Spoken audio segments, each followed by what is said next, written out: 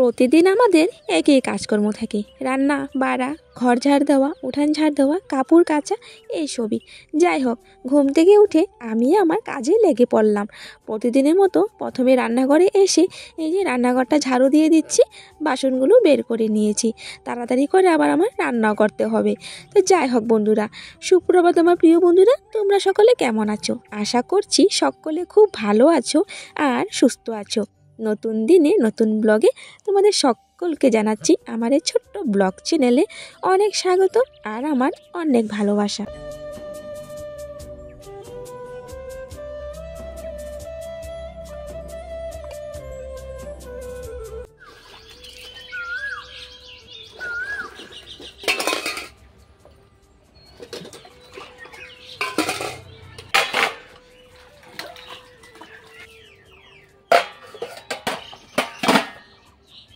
প্রতিদিনই জানো তো সকাল হলে এক চিন্তা মাথায় যে আজ কি রান্না করে দেব ঋতিকা পাপাকে। তো আজ আছে ঘরে সয়াবিনের একটা প্যাকেট, তো সয়াবিন তরকারি রান্না করে দেব।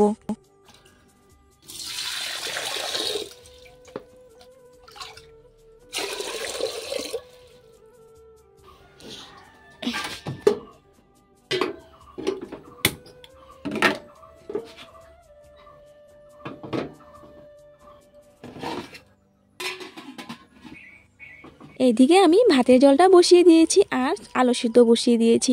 ছোট ছোট অনেক আলু আছে, তো ভাবলাম যে ছোট আলুগুলো সিদ্ধ করে আজকে সয়াবিন দিয়ে রান্না করব। আর আলুটা সিদ্ধ করে নিলে তাড়াতাড়ি রান্নাটা করে নেব। আর আজকে আমি না একটু দেরি করে ঘুম থেকে উঠলাম। ঋতিকা বাবা 8টায় কাজে চলে যাবে, আবারও রুটি করতে হবে। আর মা এখনও ঘুম থেকে ওঠেনি, মাকে আর ডাকেনি। দেখি যখন আর কি তাড়াতাড়ি লাগবে তখন মাকে ডাকবো। তো দেখো এদিকে ছোট্ট হাঁড়ি করে আমি গরম জল করে নিয়েছি।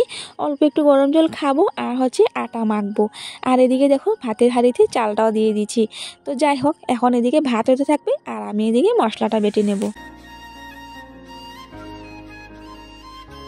মশলার মধ্যে দেব হচ্ছে দেখো রসুন, পেঁয়াজ, লঙ্কা, আদা।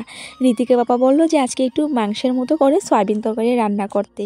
তো দেখো ওদিকে নিয়ে নিয়েছি সব কিছু, এখন এই যে শিলনোড়াতে বেটে নেব। আর জানো তো এই ছোট্ট শিলনোড়াতে না বাটতে খুবই কষ্ট হয়ে যায়, কিন্তু কি করবো বলো, বাটতে তো হবে।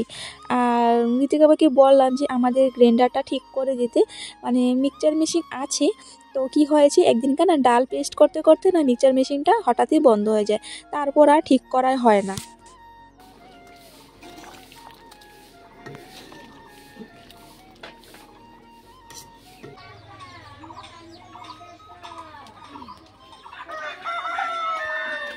তো বন্ধুরা, চা খাওয়া হয়ে গেছে। আজকে আর চা খাওয়াটা শেয়ার করলাম না তোমাদের। প্রতিদিন রুটি দিয়ে চা খাই, তো ভাবলাম যে আজকে চা খাওয়াটা শেয়ার করব না। তো চাটা খেয়ে নিয়েছি। এদিকে দেখো কত কত বাসন আমার বেরিয়ে গেছে। রান্না যে করলাম কড়াই, তারপর হচ্ছে সসপ্যান, গ্লাস, কাপ, এইসব আর কি। ঋতিকা আবার চলে গেল কাজে, আর বাজে এখন 9টা। তো এই তো 8:30টার দিকে চা খেয়েছি, তারপর একটুখানি বসলাম, কথা বললাম, এই আর কি আধা ঘন্টা গল্প করলাম। আর এই যে এখন কাজে লাগলাম। এই যে বাসনগুলো ধুয়ে নেবো, বাসনগুলো ধুয়ে নেবো এখন। বাসনগুলো ধুয়ে তারপর বাদবাকি কাজ করবো। এখনো বিছানাটা তোলা হয়নি, বিছানাটা তুলবো। আর হচ্ছে একটা বালতি দিয়ে আসলাম জেঠেদের এখানে, বললাম যে জেঠুকে বললাম আর কি গরু গোয়াল থেকে আর কি গোবর বের করে বালতিতে রেখে দিতে। তো রান্নাঘরটা আজকে একটু ভালো মতন মুছবো। রান্নাঘরটা না কেমন জানি গন্ধ করছে। কালকেও লেপেছিলাম পাতলা করে, কালকে না পরশুদিন নিয়েছি, হ্যাঁ। তো একটু আর কি ভারী করে লেপবো রান্নাঘরটা। আর হচ্ছে ঘরের সামনে যে একটা দেখি, যদি সময় পাই লেপবো, নয়তো লেপবো না। দেখি এখনো কি করি, ঠিক নেই। হ্যাঁ, ঠিক নেই, ঘরও লেপতে পারি। তো চলো বাসনগুলো এখন ধুয়ে নিই। বাসনগুলো ধুয়ে তারপর আমি আসছি।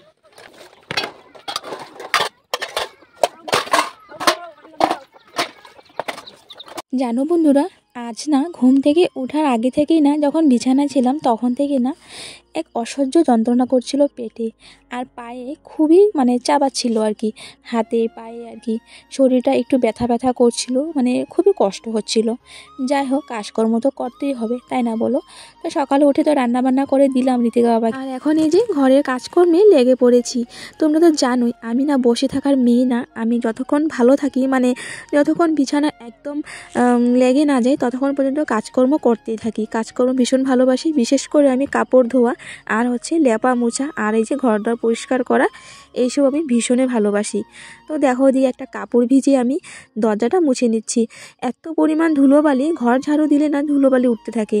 আর জানোই তো আমাদের ঘর দোয়ারটা কেমন, তো তাই আর কি না ভালো লাগছে না, কেমন জানি শরীরটা কেমন একটু ভারী ভারী লাগছিল। তাই আজকে একটু বিছানাটা মুছে নিয়েছি আর হচ্ছে দরজাটা মুছে নিয়েছি। তারপরে যে ঘর দোয়ারটা ভালোভাবে ঝাড়ু দিয়ে দিচ্ছি। আবারও জানো তো ঘর দোয়ারটা লেপতে হবে। দেখি সময় করে ঘর দোয়ারটা লেপবো। আজকে কিন্তু রান্নাঘরটা লেপবো। রান্নাঘরের অবস্থা খুবই খারাপ অবস্থা। তো সকাল সকাল জেঠিদের ওখান থেকে আর কি গোবর নিয়ে আসলাম, মানে বালতি দিয়ে আসলাম, গোবর ভরে রাখলো, তারপর গোবর নিয়ে আসলাম। মাটি গোবর সব কিছু রেডি করে নিয়েছি, এখন রান্নাঘরটা লেপবো।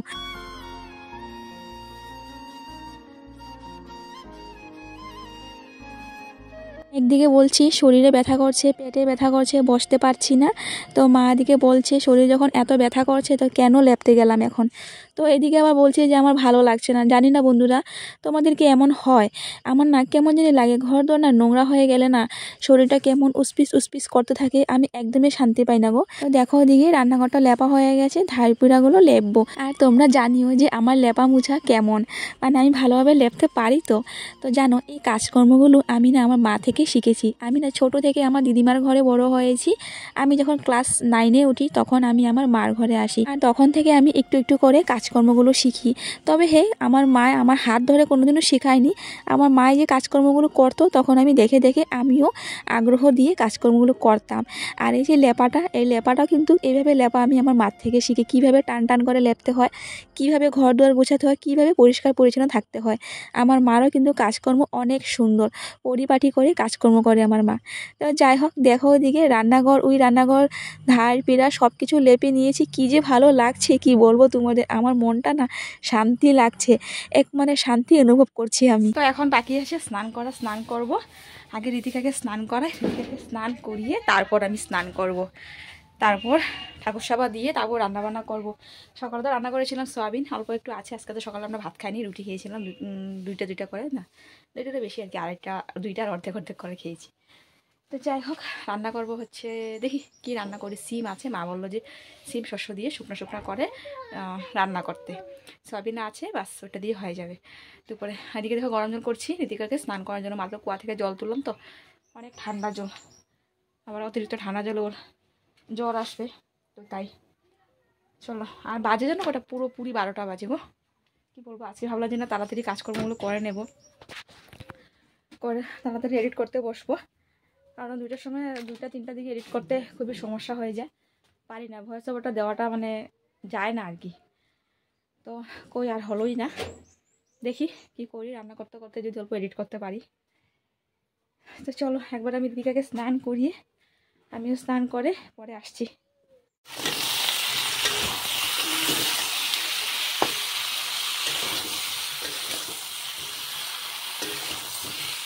তো দেখো ওদিকে স্নান টান করে পুজো টুজো দিয়ে এদিকে সিম আর আলু দিয়ে শস্য বাটা দিয়ে চচ্চড়ি করে নিয়েছি। জানো বন্ধুরা এই রান্নাটা কিন্তু আমি আমার শাশুড়ি মার থেকে শিখেছি। আমি শ্বশুরবাড়িতে এসেও আমি অনেক কিছু শিখেছি, যেমন ধরো মাংস খাওয়া, তারপর মাংস রান্না করা, তারপর অনেক কিছু রান্না করা আমি এখান থেকে শিখেছি। জানো আমি আগে মাংসও খেতাম না, আমি শ্বশুরবাড়িতে আসার পর প্রথম মাংস খেয়েছি।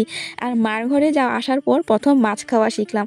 আমি আমার দাদুর বাড়িতে যখন ছিলাম তখন আমি পুরো নিরামিষভোজী প্রাণী ছিলাম, মানে পুরো নিরামিষই খেতাম। আজকে দেখো আমি একটু কাজল পরেছি, কেমন লাগছে জানিও। সবাই বলে জানো তো আমি কাজল পরলে বলে আমার চোখটি আরও বড় বড় হয়ে যায়। এমনিতে আমার চোখটি বড় বড়, বলে আমি কাজল পরলে আরও বড় বড় হয়ে যায়, তাই আর কি পরি না। বাজে লাগছে আমাকে, জানিও তোমরা। যাই হোক, ঋতিকাকে দিয়ে আসলাম টিউশন, ভিডিও এডিট করে নিয়েছি, শুধু ভয়েস ওভারটা দেবো। তো এখন বসে বসে রান্নাঘরে বসে বসে ভয়েস ওভারটা দেবো। এখন কোনো হাল্লা চিৎকার নেই চারিদিকে, শুধু পাখি একটা ডাকছে, শুনতে পারছো, কোকিল পাখি ডাকছে। তো যাই হোক, ভিডিও ভয়েস ওভারটা দিয়ে দিই, তবে আমার মনটা শান্তি। আবার যেতে হবে মিটিংয়ে, গোটের জন্য মিটিং আজকে, তো যেতে হবে। তো চলো, তোমার সাথে পরে দেখা হচ্ছে, ঠিক আছে? আমি যে চেয়ারটায় বসে বসে এখন এই রান্নাঘরে ভিডিও এডিট করব।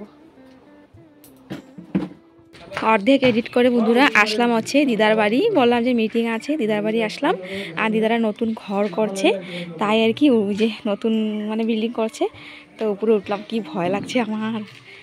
তো এই দেখো চারিপাশটা কি ভালো লাগছে। দেখো এই হচ্ছে আমাদের গ্রাম। এখান থেকে দেখো আমাদের গ্রামটা কত সুন্দর লাগছে। আমার তো খুবই ভালো লাগছে, তোমরা জানিও তোমাদের কেমন লাগছে। দেখো আয়, আমার জাল গেল উপরে। আর এই যে আমি উপরে আর উঠতে পারি নাই, আমার ভয় লাগে। আমি উঠতে পারি না, খুব ভয় লাগে। আমি সত্যি লিফটে উঠতে পারি না, লিফটে উঠলে আমার যে ভয় লাগে। লিফটে উঠতে পারি না তো আমি। ফাটে না তো। এটা তো সে মাঠ আমাদের গ্রামের। চলো, ভালো লাগছে। দেখো সূর্যটা ভালো লাগছে, লাল। ক্যামেরা তো বিল লাগে, কি ভালো লাগতেছে। 7:40 বাজে। এই মাত্র আমি ভিডিও আপলোড করলাম, মানে পাবলিক করলাম। এই তো বাইরে দাঁড়িয়ে দাঁড়িয়ে ভিডিও আপলোড করছিলাম। অনেকটা সময় লাগলো এডিট করতে আমার। আর এই যে ঋতিকা বাবা বানিয়ে নিল ম্যাগি। ফালাই দাও। কিচ্ছু একটা জিনিস ভালো মতন ধরতে পারে না, সারা দিকে ফালাইয়া ফুলে। কেন একটা বাটি মাইয়ারে দিবা, তুমি বাটি লইতে পারতো না? হাতা তো টুকাইতে দিন যাইব। ও টুকাইতে এখানে দেখা যেতেছে হাতা। নাটক কম করো নাকি? সারা মিস্ত্রিটা ভরা রেখা দিচ্ছে ভগবান। আমি এখন ধরতে পারুম না, করতে আমি পরিষ্কার করতে পারুম না।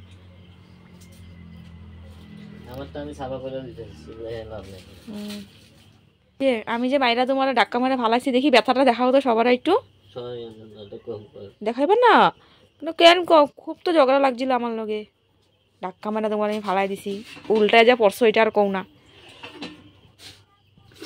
সবাই তো জানেই নতুন কি, এটা আমার পরিবার আমার সব কিছু জানবো। আমার দুঃখ সুখ অশান্তি ঝামেলা ঝগড়া কাইজা জি করবা আমার লগে সব কমু আমি। তো দেখো ওদিকে ম্যাগি বানিয়ে নিল। চামিচ এখানে ওই যে মনার একটু দিয়া দাও, তুমি খাই লো। 1 চামচ 2 চামচ দিয়া দিও আমারে। কেন হিংসা করো নাকি আমারে? দেখতে পারো না নাকি? পর এখানে মানে আমার পর থেকে মানে আগে যেরকম আসিল ডিপুতে এরকম কিছুই নেই। আমি দেখতেছি তো, সব দেখতেছি। ডিপুতে যেরকম আসিল কিছুই নেই। কি চলতেছে আমি কিছু বুঝতে পাইতেছি না। অল্প তো ম্যাগি এর তো দেই না আমি। এর থেকে আমি টেস্টি বানাই ম্যাগি। ম্যাগিটা বলে তেলের মধ্যে দেয় বলে। ম্যাগি দিতে লাগে তোমার ইয়ের মধ্যে, তেল দিয়া বেসম্বার দিয়া জল দিয়া পরে ম্যাগি ছাড়ে। ম্যাগির আগে তেলের মধ্যে ভাজিয়া লাইছে। এতগুলো কে খাইব? এটা কে খাইব? মনা খাইব না তো। এত খাইলে ভাত খাইব না তো, বুঝো না কি লিগা? ও মানে এখন আমি তোমার থেকে খাইতে পারুম না, এতই মানে ইসে হয়ে গেছে না। বুঝছি সব আস্তে আস্তে।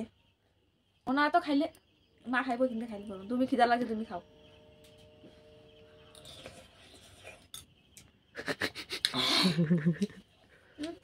আমি যেরকম বানাই এরকম হয়েছেই না। ঠিক আছে, না হলে নাই।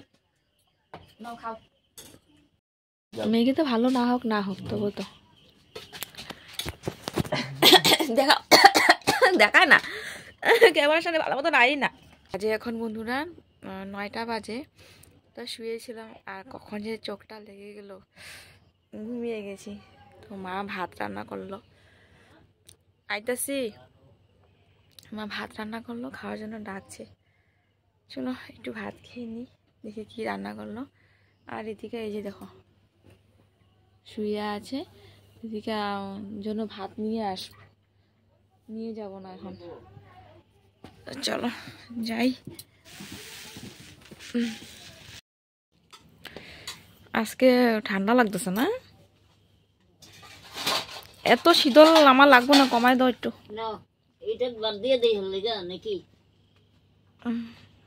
তাহলে তো দিছে আবার কি করতে এই ঝালটা এখন নিব নি, এইটা দিয়ে ডেকে লিয়ে দেবো, এটা দিয়ে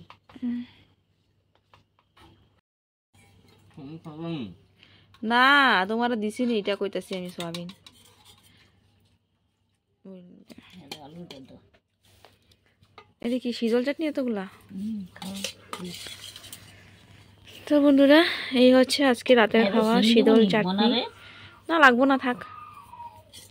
শীতল চাটনি আর হচ্ছে সিম চচ্চড়ি দুপুরের হইব তো। এই হচ্ছে আজকে রাতের খাবার আমাদের। তুমি আরো শীতল লো কিন্তু। না এই যে আমি লইছি না নাকি? শীতল লো একটু, বাবা উপরটা হাত দিয়ে লো উপর থেকে। হ্যাঁ রেখে দি। তো চলো খেয়ে নি। আজকে সারাটা দিন কেন শরীরে এত যন্ত্রণা, কেন এত পেটে যন্ত্রণা, সেটা এখনই বুঝতে পারলাম বন্ধুরা। যেটা আমাদের প্রতিটি মহিলাদের প্রত্যেক মাসে হয়ে থাকে। তো সেই জন্য আর কি সারাটা দিন আজকে পেটে এত যন্ত্রণা করছিল, অসহ্যের বাইরে যন্ত্রণা করছিল। যাই হোক, তো এই তো রান্নাটা মা করলো, কারণ আমি তো এখন রান্না করতে পারবো না। একবারে কালকে সকালে স্নান টান করে তারপরে আমি আর কি রান্না করব। তো মা রান্না করলো। আর সারাদিনে যে এই কষ্টটা, না সত্যি এই কষ্টটা এক নিমিষে এখন শেষ হয়ে গেল। মানে খুবই ভালো লাগছে যে মা রান্না টান্না করলো, তারপরে যে মা ভাত দিল, খেয়েছি, খুবই ভালো লাগছে। যাই হোক ভাত টাত খেয়ে নিয়েছি। তারপর মনার জন্য ভাত নিয়ে আসলাম, একটুখানি ভাত খেয়েছে মেয়েটা। তো এই তো আজকে ওর ঠাম্মার সঙ্গে শুয়েছে। তো আমাদের খাওয়া দাওয়ার শেষ, আমরা এখন ঘুমিয়ে যাব। ওই যে লাইট টাইট অফ করে দিলাম, মশারি তো আগে থেকে দেওয়া আছে। ঋতিকা বাবা উঠে বললো বিছানা, আমিও বিছানা উঠে পড়বো। চলো বন্ধুরা, তাহলে দেখা হচ্ছে পরবর্তী ব্লগে। আজকে সারাদিনের ভিডিওটা কিরকম লাগলো জানিও, ভালো লাগলে একটা লাইক করে দিও। আর নতুন যদি আমার পরিবারে হয়ে থাকো, একটু হলেও যদি আমার ভিডিও ভালো লেগে থাকে, তো প্লিজ আমার পাশে থাকার অনুরোধ রইল। আর আমার পুরনো বন্ধুদের জানাচ্ছি যে আমার পাশে আছো, তোমাদের অনেক অনেক অনেক ধন্যবাদ গো আমার পাশে থাকার জন্য। তো চলো তাহলে দেখা হচ্ছে পরবর্তী ব্লগে। Tata, bye bye, good night. আর এদিকে দেখো ঋতিকা পাপা মুখটা ঢেকে রেখেছে, ও আর তোমাদেরকে ভালোভাবে মুখ দেখাবে না। তো চলো টাটা।